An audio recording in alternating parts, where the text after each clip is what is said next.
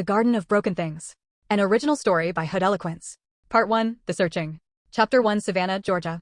The morning Chandra Grant decided to leave Georgia, the air smelled like honeysuckle and diesel, and her grandmother was standing at the kitchen window watching nothing in particular.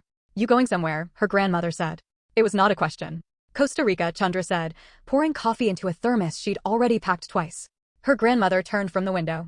Eloise Grant was 71 years old and had survived 3 husbands, a house fire, and the particular kind of grief that settles into a woman's bones and stays. She looked at her granddaughter, at the duffel bag on the floor, the passport on the counter, the laptop she'd been sleeping next to for 3 months, and she said nothing for a long time. "That man," she finally said. "He's not a man, Grandma. He's a teacher. He's on the internet, which means he's a performance." She picked up her coffee cup. "All performers want something from their audience." Chandra zipped her bag. "I'll call you when I land." She did not tell her grandmother that she had been watching Enoch's videos for 7 months. She did not tell her that she had memorized the way he spoke, slow and certain, like each word had been waiting its whole life to be said, or that she had sold her car to afford the retreat, or that she had stopped sleeping through the night 6 weeks ago because she kept dreaming of something she couldn't name but suspected was freedom. She was 23 years old. She had a degree in social work from Georgia Southern that she hadn't used in 2 years. She had $4,200 in her checking account, a carry-on, and the kind of restlessness that gets confused with courage. She told herself she was searching. She was right. She was just wrong about what she'd find. Chapter 2, The Algorithm. She had found him the way everyone found him, by accident, in the middle of the night, following a thread of recommended videos like a trail of breadcrumbs into a forest. The first video was titled, "Why Your Pain is a Portal." 12 minutes long. 2 million views. He was sitting in what appeared to be a jungle, though the light was perfect in the way that only expensive cameras can make light look natural. He wore white linen. His head was shaved close. He was 30 years old, but looked ageless in the way that certain men do when they've trained their bodies and their expressions to say nothing involuntary. "Your suffering is not an accident," he said into the camera. "It is a curriculum." She watched it twice. His name was Enoch. Just Enoch. The bio on his YouTube channel read, "Former fighter. Current student of life. Building something real." He had been a boxer. Semi-professional, the kind of career that produces fighters with potential but no title, until a shoulder injury in 2019 ended what might have become something. Then came what he called his descent, a period he described in careful, cinematic detail across a series of videos. The drinking, the ego, the emptiness after the crowd stops cheering. And then the resurrection. A year in Bali. A year in Costa Rica. The community he'd gathered around him like a man building a fire from whatever he could find. His Instagram had 340,000 followers. His YouTube, 180,000 subscribers. His online course, Threshold, 90 Days to the Life You Actually Want, had been purchased by 11,000 people at $297 each. Chandra had taken the course. She had also joined the private Discord server, and the monthly Q&A Zoom calls, and the waitlist for the in-person retreat in Tamarindo. She told herself this was research. She told herself she was skeptical. But at 2 a.m. on a Tuesday in February, when he looked into the camera and said, "You already know who you are. You're just afraid someone will take her away from you," she had pressed pause and sat in the dark for a very long time, feeling seen in the specific, hollow way that only screens can make you feel seen. She applied for the retreat the next morning. Chapter 3, Tamarindo. The airport in Liberia was small and hot and smelled like sunscreen and the particular anxiety of tourists who'd packed wrong. Chandra moved through customs with her duffel bag and her carry-on, past families pulling enormous suitcases, past a couple arguing in French, and out into the white Pacific light of January. A man was holding a sign with her name on it. He was young, mid-20s, slight, with locks pulled back and a t-shirt that read simply, "Threshold." He introduced himself as Marco, logistics coordinator for the retreat, and he smiled the way people smile when they've been trained to make arrivals feel like homecomings. "First time in Costa Rica?" he asked, loading her bag into the van. "First time anywhere," Chandra said, which was not quite true. She'd been to Atlanta, to New York, to DC for a march once, but felt true in the way she meant it. There were 6 other people in the van. 2 white women from Portland, traveling together, who had discovered Enoch during what they called their awakening years. A man from Lagos named Tunt who had flown 16 hours and seemed to be doing the math on something privately. A married couple from Houston who held hands too tightly. A woman from Toronto named Simone who was clearly exhausted and kept her face turned toward the window. Nobody talked much. The jungle pressed against the road. The van moved through towns with brightly painted buildings and through stretches where there were no buildings at all, just green, heavy, and continuous, like the world before people decided what to do with it.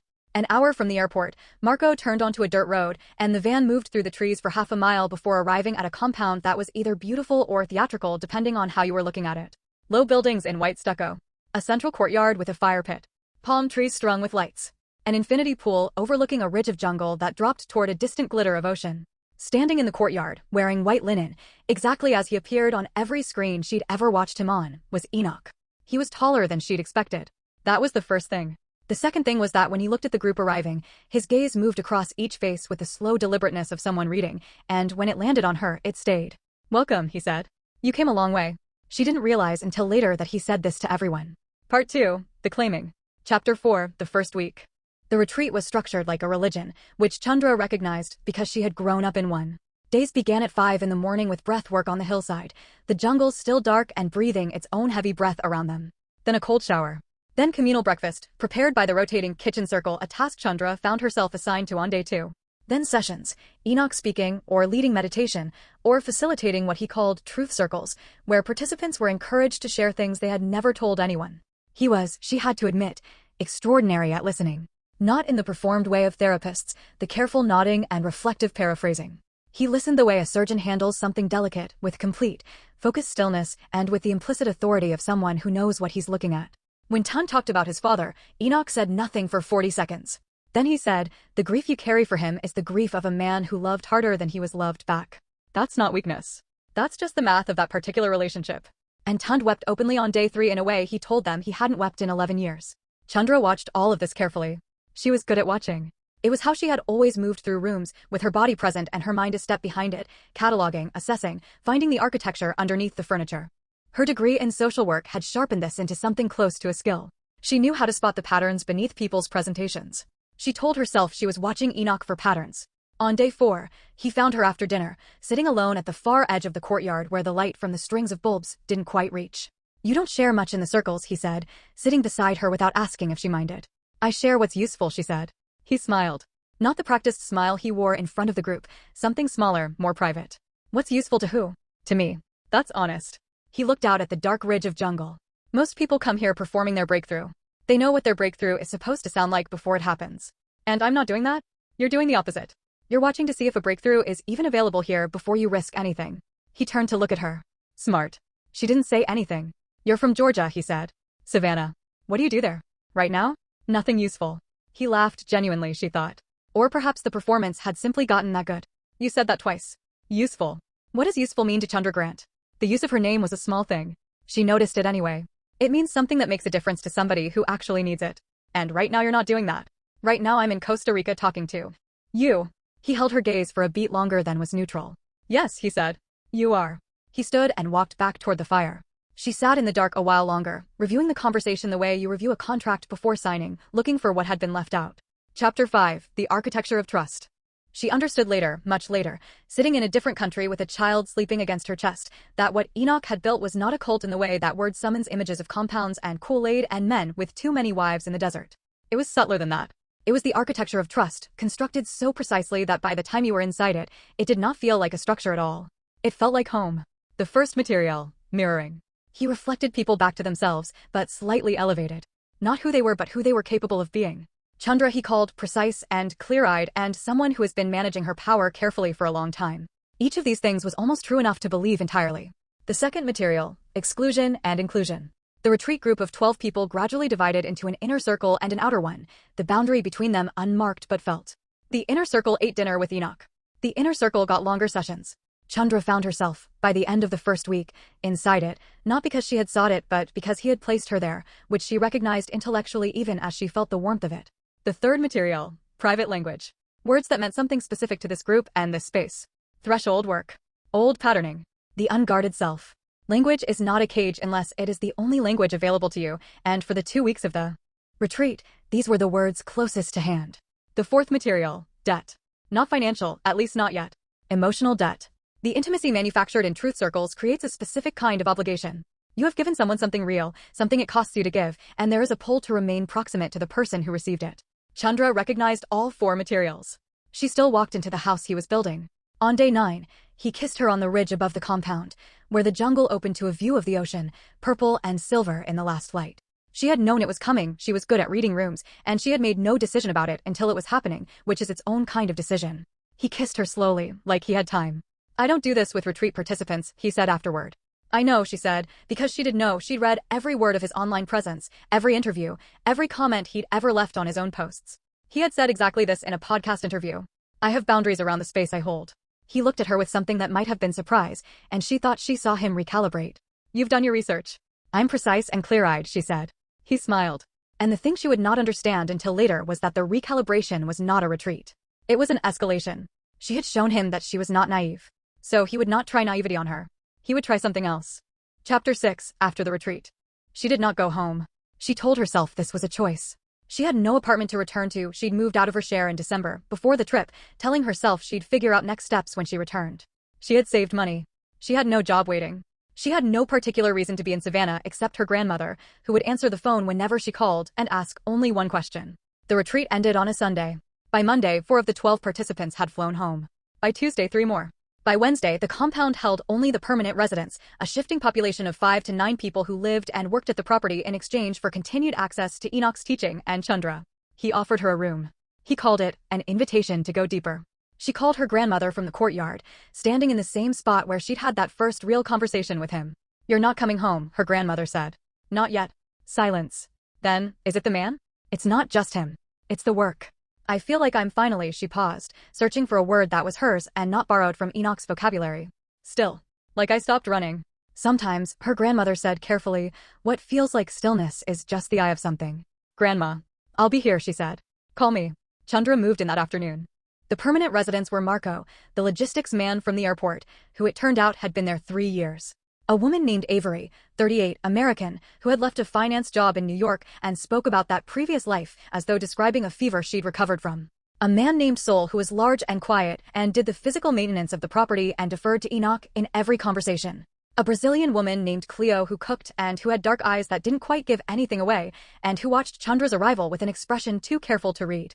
And Enoch, who at breakfast the following morning, in front of everyone, reached across the table and covered Chandra's hand with his and said, she's staying. It was announced, not asked. She told herself she didn't mind. Part 3, The Breaking. Chapter 7, Small Erosions. It begins small.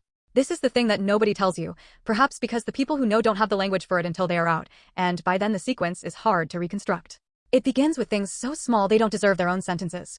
He didn't like when she laughed loudly in front of others. He expressed this once, gently, framing it as a reflection. You get loud when you're nervous. Have you noticed that? She had not noticed it because it was not entirely true, but it became something she monitored. He questioned her instincts in front of the group. Not cruelly, he was never cruel in ways that announced themselves. But in truth circles, when she offered an observation, he would pause and say, is that what you actually think, or is that what the old Chandra would have said? The phrase the old Chandra became a way of dismissing anything he disagreed with, and it worked because she had come here wanting to shed something, and he had positioned himself as the authority on what needed shedding. He controlled her access to the outside without controlling it. He didn't take her phone. He didn't forbid calls home. He simply made her aware, through consistent, subtle commentary, that the outside world was the source of her previous patterns, that the people who knew her before knew a version of her that was smaller and more frightened. And that engaging with them reinforced that smallness. Your grandmother loves you, he said once, but love from people who are attached to who you are is a kind of anchor. It keeps you from moving. She called her grandmother less. She told herself this was growth. He began to introduce a hierarchy. Not of the group had always been positioned as equals before Enoch's teaching, but of his attention. Who ate with him, who he spoke to privately, who was invited to the evening conversations that were separate from the formal sessions. Chandra was always included, and she felt the warmth of this inclusion, and the warmth was real even as the structure producing it was cold. She did not notice the temperature. Chapter 8, The Other Men. She would not understand what was happening until it had already happened, which was how it was designed. It began with Enoch's language about radical openness, a concept he introduced in the group sessions, framing jealousy and possessiveness as ego constructs, remnants of the old conditioning. You or cannot be threatened by how you love, he said. Boundaries around love are just fear dressed up in principle. She had pushed back on this, once, in a group session. Boundaries aren't just fear. Sometimes they're just what you actually want. He had looked at her for a long moment.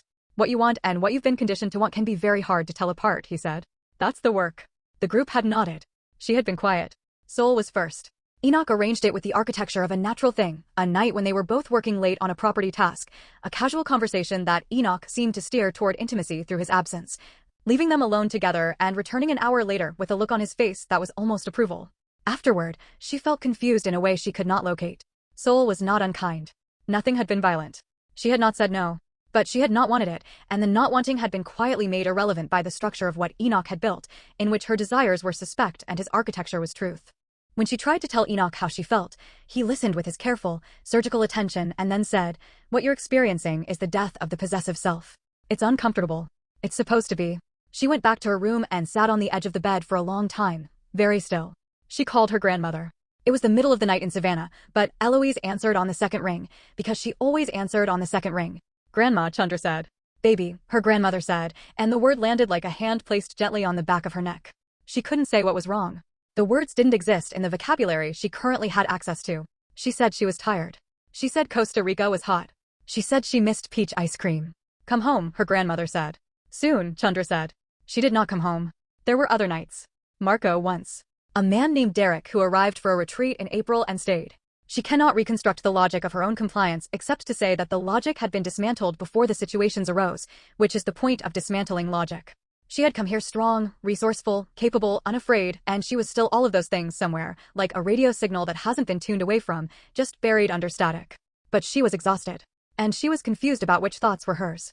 And she had been told, repeatedly, in 100 different framings, that confusion was progress. Chapter 9, What Grows. She found out on a Thursday, 3 days before she had been planning to leave. She had been planning to leave for 6 weeks without telling anyone she was planning to leave. The planning had lived entirely in the part of her mind that still belonged to her, the quiet interior room she had preserved, perhaps without knowing she was preserving it, from the first day she arrived. It contained her grandmother's voice. It contained a particular memory of standing on a Savannah street in the rain at 17, laughing at something her friend Kezia said, not performing the laugh, but just inhabiting it. It contained the knowledge stubborn and unargued with, the way genuine self-knowledge tends to survive even serious assault, that she was not who they said she was. The test was from a pharmacy in the nearest town, bought on a supply run she'd made with Cleo, slipped into her bag while Cleo was in the produce section. She sat on the tile floor of the small bathroom attached to her room, the window open to the sound of the jungle, and she stared at the 2 lines on the white plastic until the lines stopped meaning anything and then started meaning everything. She did not cry. She sat very still and did the opposite of crying. She went inward, descended into herself, past the static and the borrowed vocabulary and the architecture of the past 4 months, down to the stubborn quiet room. And in that room she found herself. Not the old Chandra, not the new Chandra, just Chandra. 23 years old, sitting on a bathroom floor in Costa Rica, with a child beginning and a decision to make, and underneath the fear and the confusion and the grief for the months she had been absent from herself, something iron-hard and particular. She knew whose child it was. She knew she would not tell him. She knew she was leaving. The jungle was very loud outside the window. Birds she didn't have names for. The sound of the world going about its business. She stood up, washed her face, and began to pack. Part 4, The Leaving. Chapter 10, The Door. She left on a Tuesday at 5 in the morning, when the compound was silent and the breath work on the hill had not yet begun. She had engineered it carefully, not with deception, which required energy she didn't have, but with patience, which she had rediscovered like a muscle she'd stopped using. She had made herself small for 3 weeks, agreeable and quiet, giving Enoch nothing to push against, no territory to claim. She had watched him redirect his attention to a new arrival, a woman from Copenhagen who had the hungry, earnest look of someone who had recently lost her faith in something and was auditioning replacements. She had watched the compound's attention shift accordingly. She had contacted a driver the old-fashioned way, a business card on a corkboard in a market in town, the same market where she had bought the test. She had a number, a time, a price. She stood in the courtyard at 4:55 with her duffel bag, the same one she had arrived with, and she looked at the compound for what she intended to be the last time. The fire pit cold. The string lights dark. The infinity pool going silver in the first light coming over the ridge. The jungle behind it, breathing. She thought about what she had come looking for and what she had found instead, and she thought about the child the size of a lentil that was currently doing whatever lentil-sized children do in the dark of their beginning, and she thought about Savannah, which she had been wrong to leave, but not wrong to leave for because something had needed leaving, just not toward this. Cleo appeared in the doorway of the kitchen building. They looked at each other.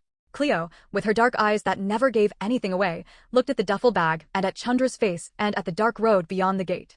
"The driver comes at 5, Cleo said. It was not a question. "Yes," Chandra said. Cleo crossed the courtyard and stood beside her. For a moment Chandra thought she might try to stop her or call for Enoch, or say something that would need to be argued with. Instead Cleo reached into the pocket of her apron and pressed something into Chandra's hand, $300 American, folded into a tight square. "I left once before," Cleo said. "I came back." "Don't come back." Chandra held the money. "Why are you still here?" she asked. Cleo was quiet for a moment. "Same reason most people are anywhere," she said. "I don't know what I'd be without it yet." Headlights appeared at the end of the road. The driver, 2 minutes early. "Go," Cleo said. She walked back into the kitchen without turning around. Chandra picked up her bag and walked toward the light. Chapter 11, The Return. Her grandmother met her at the Savannah airport. Eloise Grant was not a woman who cried at airports. She stood at arrivals in a good dress and her good earrings, because she dressed for the people she loved, and when Chandra came through the doors, thinner, darker from the sun, with the specific look of someone who has been through a thing and is not ready to talk about it yet, her grandmother simply opened her arms. Chandra stood in them for a long time. "You don't have to tell me anything," her grandmother said into her hair. "I know," Chandra said. "But you're going to. Eventually. That's fine." She released her and looked at her face, the way old women look at the people they've raised, with the comprehensive attention of someone who has memorized the original. "You hungry?" "Starving." "Good," she said. "That's good." She moved back into her grandmother's house. She slept in the room where she had slept at 12 and 16 and 20, the same quilt, the same sound of the magnolia outside the window. She slept for 12 hours at a stretch for the first 2 weeks, and her grandmother left plates of food outside her door and did not ask questions, and went about the business of being a solid and continuous presence in the way that only people who have genuinely loved someone for a long time can manage. Chandra told her about the pregnancy on a Sunday, at the kitchen table, over coffee. Her grandmother did not say anything for a full minute. Then she said, "Is he?" "No. He doesn't know. He's not going to know." Another minute of silence. "And the child?" "I'm keeping him." She didn't know yet that it was a him. But she said it and knew it was right. "I'm keeping him, and he's mine, and I'm going to be okay." Her grandmother reached across the table and put her hand over Chandra's, the same motion Enoch had made at breakfast 4 months ago, the same gesture, but nothing alike. "Yes," she said, "you are." Part 5, The Building. Chapter 12, Elijah. She named him Elijah Marcus Grant, and he came into the world on a Tuesday in November at 4:17 in the morning, loud and certain, with his fists already clenched like he'd been waiting for a fight. He had Enoch's jaw and her eyes, and she looked at this combination and made a decision. He would know where he came from, all of it, when he was old enough. She would not lie to him, and she would not hide him, and she would not let her story become his shame. She went back to school when he was 8 months old, not social work, this time, but a certification in counseling. She did this because she knew something now that she had only understood abstractly before, what it felt like to be inside the architecture of a person who wanted to unmake you, and what it cost to walk out, and how many people couldn't. She worked at a crisis center by the time Elijah was 2. She worked with women primarily, though not exclusively, people who had been inside structures like Enoch's or worse. She was good at it. She was good at it for all the reasons she had always been good at reading rooms, plus the reason of having been in the room. Elijah grew up watching her work without knowing what the work was. He knew his mother left the house before he woke up sometimes and came home after he was supposed to be asleep. He knew she sat with people who were scared. He knew she was careful and exact with language in the way that people are careful with things that can be used to hurt or to help depending on how they're held. He asked about his father when he was 5, and again when he was 8, and again at 12, each time differently. At 5, "Where's my dad?" "Far away," she said. "He doesn't know about you." "Is that sad?" She considered this. "It's just the truth." At 8, "Is my dad bad?" She looked at him for a long time. "He hurt people," she said. "Including me." "That's real. But you came from him, and you also came from me, and from your great-grandmother, and from Savannah, and from a Sunday kitchen, and from every good thing I know how to love. So you're not him. You're yours." At 12, "I want to find him." She had been waiting for this. She had been preparing for this in the way she prepared for everything carefully, honestly, with full awareness of what was being asked. "Tell me why," she said. "Because I want to know where I come from." "You come from here," she said. "But I understand that's not a complete answer." "No," he said. "It's not." She told him. Not everything, not yet, but enough. Enoch. The retreat. Costa Rica. What she had been looking for and what she had found. She told it straight, without performing either her victimhood or her survival, because she had learned that both performances were ways of making the story about something other than the truth. Elijah sat across the kitchen table from her, her grandmother's kitchen table, in her grandmother's house, where they had lived since Chandra came home and had never moved away from. Because it turned out stillness was available here if you stopped looking for it elsewhere, and he listened with the precise, complete attention of someone who inherited something from both of his parents. "He's still out there," he said. "Yes. And people still follow him? A lot of them." He was quiet for a moment. "Do you want me to leave it alone?" She looked at her son, 12 years old, sharp-jawed, her eyes looking back at her from a face that was not hers, and she thought about what she wanted, which was for him to be safe, and what she trusted, which was that he was Elijah Marcus Grant and did not need her to make his decisions for him. "I want you to be careful," she said. "I want you to know what you're walking toward. And I want you to tell me everything." "Okay," he said. He didn't do anything about it for 3 years. Part 6, The Reckoning. Chapter 13, The Sun. Elijah was 15 when he made his first account. Not under his own name. He was careful in the way his mother had raised him to be careful, not fearful, but precise. He spent 6 months simply watching. Enoch's platforms had grown in the years since Chandra left Costa Rica, 890,000 Instagram followers, 430,000 YouTube subscribers, a memoir published through a small press, a second retreat property in Portugal, a podcast that charted consistently in the wellness top 50. The content had evolved. It was more polished now, a professional production team, a graphic designer, the kind of infrastructure that money builds. The language was the same. The structure underneath the language was the same. The comments were full of people describing their lives in the vocabulary Elijah recognized from his mother's careful explanation, old patterning, threshold work, the unguarded self. He read every comment section. He cross-referenced the names that appeared consistently. He found, over time, a pattern. The most devoted followers, the ones who appeared in every comment, who created fan accounts, who traveled to the retreats, tended to disappear from the comment sections after a period of 6 to 18 months. Not all of them, but enough. He started a private spreadsheet. He shared it with his mother. Elijah, she said, reading through it. She looked up. This is good. I'm not done. I know. She handed it back. Be careful. I will. He paused. I want to contact some of the women who disappeared. She was quiet for a moment. Some of them might not want to be contacted. I know. I'll be careful about that too. She looked at her son for a long time. He was 15, and he had her precision and her willingness to sit with hard things, and he had something that was not hers, a quality of forward motion, determined and measured. Like someone who had decided where he was going and was simply doing the work of getting there. Okay, she said. Chapter 14, The Inside. He was 17 when he went to Portugal.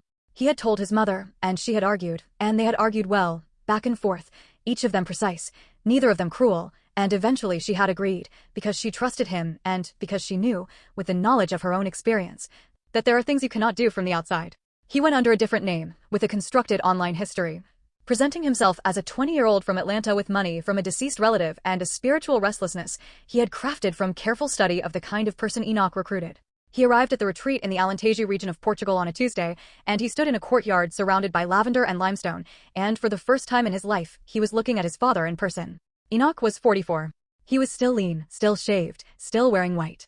His presence was exactly what his mother had described, the quality of total attention, the ease of a man who had long since decided he was the most important person in every room he entered. He looked at Elijah and said, "Welcome.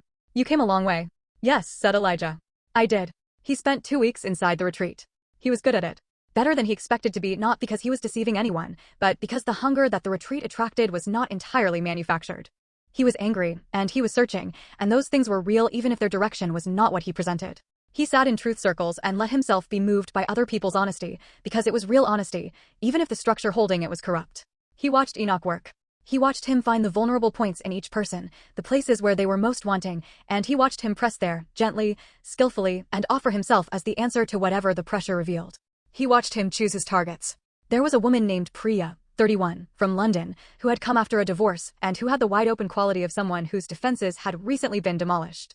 He watched Enoch angle toward her with the patient, purposeful movement of a tide, and he sat with what he saw and did not act, not yet, because he was there to build something durable.